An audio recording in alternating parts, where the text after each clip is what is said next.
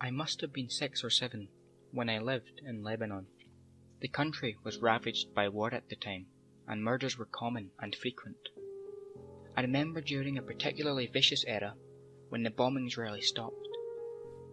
I would stay at home, sitting in front of my television, watching a very, very strange show. It was a kids' show. It lasted about 30 minutes and contained strange and sinister images. To this day, I believe it was a thinly veiled attempt on the part of the media to use scare tactics to keep kids in place, because the moral of every episode revolved around very uptight ideologies. Stuff like, bad kids stay up late, bad kids have their hands under the covers when they sleep, and bad kids steal food from the fridge at night. It was very weird, and in Arabic to top it off. I didn't understand much of it, but for the most part the images were very graphic and comprehensive.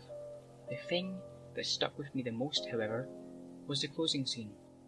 It remained much the same in every episode.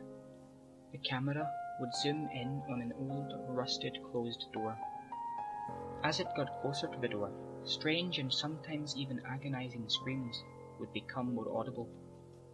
It was extremely frightening, especially for children's programming. Then a text would appear on the screen in Arabic reading, "That's where bad kids go." Eventually, both the image and the sound would fade out, and that would be the end of the episode. About 15 or 16 years later, I became a journalistic photographer.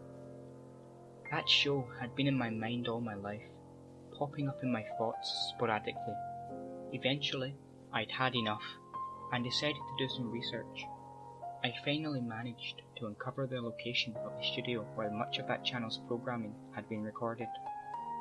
Upon further research, and eventually travelling on site, I found out it was now desolate and had been abandoned after the big war ended. I entered the building with my camera. It was burnt out from the inside. Either a fire had broken out or someone had wanted to incinerate all of the wooden furniture. After a few hours of cautiously making my way into the studio and snapping pictures, I found an isolated out-of-the-way room. After having to break through a few old locks and managing to break the heavy door open, I remained frozen in the doorway for several long minutes. Traces of blood, feces, and tiny bone fragments lay scattered across the floor.